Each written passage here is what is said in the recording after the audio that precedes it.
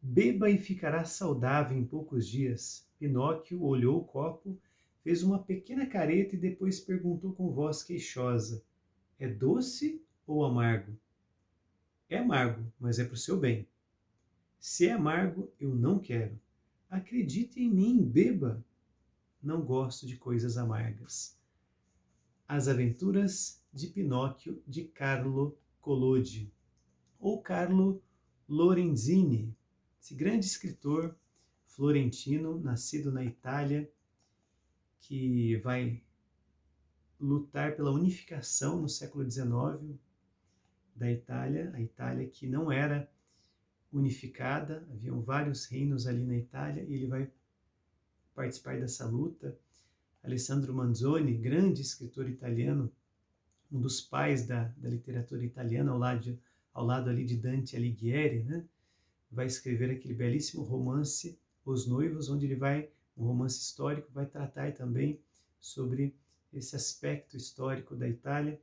E aqui Carlo Collodi, grande escritor, vai fundar um jornal chamado Lampião, também vai escrever peças teatrais, e é interessante que ele vai traduzir os contos de fadas de Charles Perrault,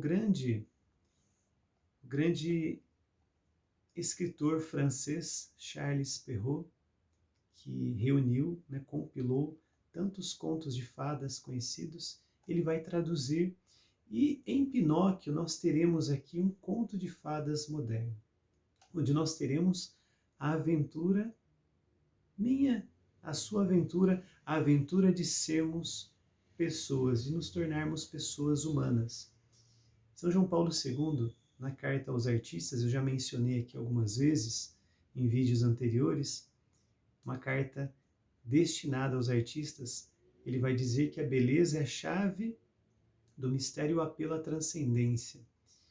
E Pinóquio, ele sonha em ser uma pessoa de verdade, mas a sua imaturidade, a sua busca pelo prazer, a fuga da dor, aquele desejo que ele tem, aquela inclinação que ele tem às coisas fáceis, e o quanto ele repele todas as agruras da vida, os trabalhos, os deveres, é um ótimo símbolo para que nós tenhamos aí momentos belíssimos de reflexão, como que nós somos como pessoas. Somos preguiçosos, somos viciosos, como estamos vivendo a integralidade da pessoa humana, ou estamos fragmentados, estamos vivendo de qualquer forma. Então é um romance belíssimo, que nos ajuda a formação da nossa pessoa de maneira integral, porque Pinóquio, mesmo sendo um boneco, ele vai ser ali a figura do filho daquele carpinteiro de Gepeto, que é um personagem que será o símbolo do pai, o símbolo da paternidade e a vocação ao qual todo homem é chamado, seja de maneira biológica ou de maneira espiritual. Ele se sentia pai daquele boneco, aquele boneco que possuía vida, e que desde as primeiras cenas aqui da narrativa, ele vai demonstrar que é traquinas, que é travesso, que é desobediente, que não gosta do trabalho, não gosta dos afazeres, ele gosta apenas das brincadeiras, ele é preguiçoso. E inúmeras vezes durante a sua obra, Carlo Collodi nos faz pensar na vida. O quanto as crianças de hoje, o quanto nós, adultos, você, educador, pai, avô, não sei quem está me ouvindo ou verá esse vídeo depois, mas o quanto todos nós somos chamados a uma maturidade. Pinóquio, o seu grande sonho é se tornar um menino de verdade, mas a sua imaturidade o impede de dar esse passo. E é interessante que nós temos diante de nós sempre a nossa consciência. O Catecismo da Igreja, e eu sempre aqui trago essa cosmovisão cristã católica, porque sou um professor de literatura católica, o catecismo vai nos dizer que a nossa consciência é o sacrário do homem. O primeiro vigário de Cristo é onde nós nos colocamos a sós com Deus e Deus conosco. Ali a sós, a nossa consciência está sempre diante de nós. E aqui tem um personagem que é a consciência de Pinóquio, que é o grilo falante. O tempo todo esse grilo, ele vai falar na orelha do Pinóquio, ele vai dar bons conselhos, e o Pinóquio, a primeira atitude que ele tem para com o grilo é muito interessante. Olha o que ele faz com o grilo aqui, olha. Ele mata o grilo. A história de Pinóquio com o grilo falante, aquele que irrita as crianças por corrigi-las e saber mais do que elas. Meninos e meninas, vou-lhes contar que enquanto levavam o coitado do Gepeto para a prisão, sem ter culpa alguma, o maroto do Pinóquio tinha se livrado das garras do guarda e corria pelos campos para chegar logo a casa. Na sua corrida furiosa, pulava pequenos penhascos, cercas de amoreiras e fossos de água, da mesma forma que faria um cervo ou um coelho perseguido por caçadores. Então, Pinóquio vai fazer o seu pai ser preso por sua causa, como tantos jovens fazem hoje. Ele vai dar muito trabalho para o seu pai, ele vai dar muita dor de cabeça para Gepeto, mas a consciência logo vai surgir diante de Pinóquio como o primeiro vigário de Cristo, como ali o sacrário vivo de Pinóquio. De maneira simbólica, nós podemos colocar, assim como acontece conosco. Quando chegou a casa, encontrou a porta entreaberta, empurrou-a, entrou e, quando fechou o trinco da porta, sentou-se no chão, dando um grande suspiro de felicidade. Mas durou pouco tempo sua felicidade, pois ouviu um ruído no seu quarto. Cri, cri, cri. Quem me chama? Perguntou Pinóquio, muito assustado. Sou eu. E aparece o grilo. Sou grilo falante e moro neste quarto há mais de 100 anos. Mas hoje esse quarto é meu. E ali vai acontecer um diálogo entre os dois, até que o grilo dá o primeiro conselho para Pinóquio. Coitadas das crianças que se rebelam contra os pais e abandonam sua casa por um capricho. Não conseguirão nada de bom neste mundo e cedo ou tarde irão se arrepender amargamente. E Pinóquio mata o grilo, mata a sua própria consciência, e assim vai seguindo a narrativa. E Pinóquio, inúmeras vezes, ele vai ser iludido por más influências, ele vai ser enganado pela raposa e pelo gato, ele vai ser raptado, vai ser sequestrado ali por o dono de um teatro de bonecos. Quando era para ele ir para a escola, ele muda de caminho, ele desvia de caminho e, ao invés de cumprir o seu dever de estudante, quando Gepeto, mesmo enfrentando o rigoroso inverno da Itália, ele vende, num gesto paterno, ele vende o seu casaco para comprar uma apostila, um livro para o Pinóquio conseguir ir para a aula. E mesmo assim o Pinóquio não dá a mínima para o gesto de amor de seu pai e desvia o caminho. Seu pai o deixa na escola e ele vai para o teatro de bonecos, porque ele quer diversão, ele não quer compromisso, ele não quer deveres. Mas você pode pensar, nossa, mas que mau exemplo, será que é bom para o meu filho? Esse livro ele é ótimo, ele é muito bem escrito, ele é escrito por um católico, ele tem uma simbologia cristã em tudo isso. Pinóquio, vai acontecer com ele um movimento de transcendência.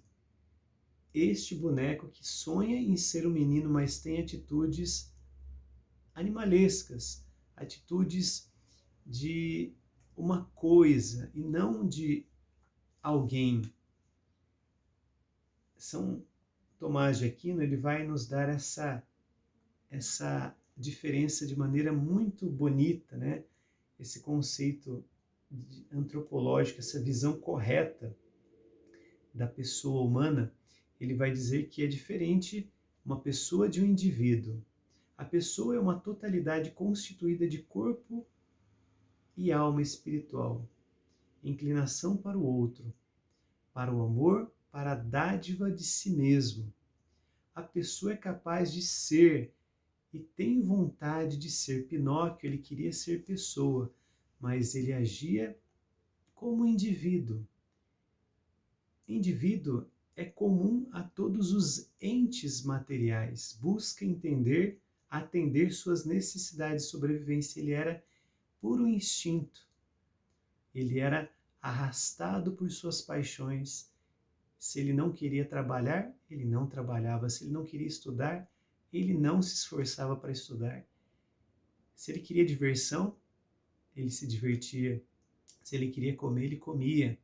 Ele era movido por suas paixões, pelos seus instintos como um animal, mesmo sendo o seu maior sonho tornar-se um menino de verdade, ou seja, tornar-se pessoa humana. Mas ele vivia como um indivíduo, um objeto, alguém que busca apenas os seus prazeres. Alimento, abrigo, saúde, prazer e tudo mais que atenda seus anseios de conforto material. Os animais e as plantas fazem o mesmo para si. Pinóquio, ele era um tronco na sua origem, e quando ele começa a mentir, o seu nariz cresce, e é isso que a gente aprende, né? Que quem conta mentira tem o nariz comprido, o nariz cresce, e a mentira tem pernas curtas.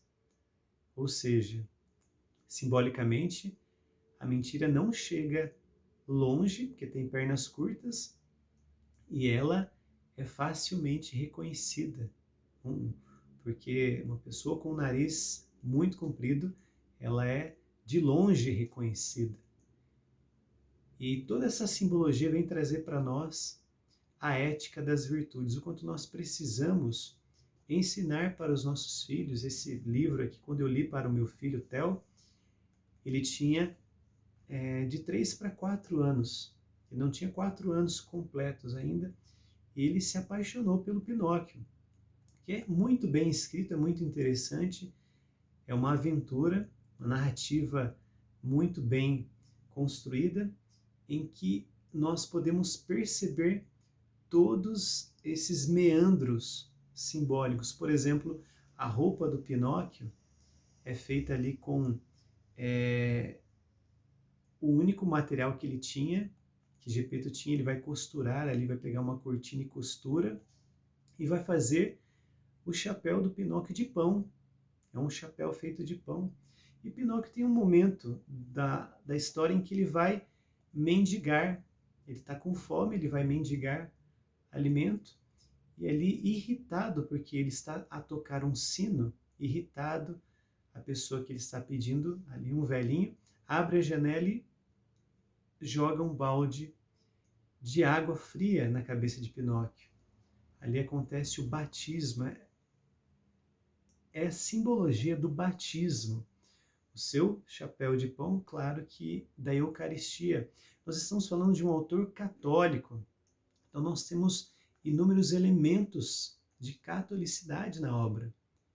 E eu estou apresentando aqui a cosmovisão da obra para que você consiga perceber esses detalhes. A fada azul, essa figura que na literatura, nos contos de fadas, é tão importante porque traz sempre o sobrenatural. Ela é azul, como o manto de Nossa Senhora. Ela vai ser chamada de mãe pelo Pinóquio em muitos momentos da obra. Então, Pinóquio, ele é esse personagem que deseja ser gente, mas que consegue apenas agir como um animal e é tratado como tal. Em um momento na história, ele é preso e, como um cachorro, quem o prende o trata como um cachorro de guarda. Ele é posto num lugar para ser um cachorro, um cão de guarda. Num outro momento ele vai para a Ilha dos Prazeres, sempre lutando contra a sua consciência. Em muitos momentos ele faz bons propósitos e ele tem insights, ele tem momentos de lucidez onde ele diz: nossa, eu estou fazendo coisas erradas, tudo está dando errado para mim porque eu sou mau, eu sou preguiçoso, eu sou aqui, não gosto de estudar, eu sou desobediente, as coisas acontecem de mal comigo e é justo que aconteça.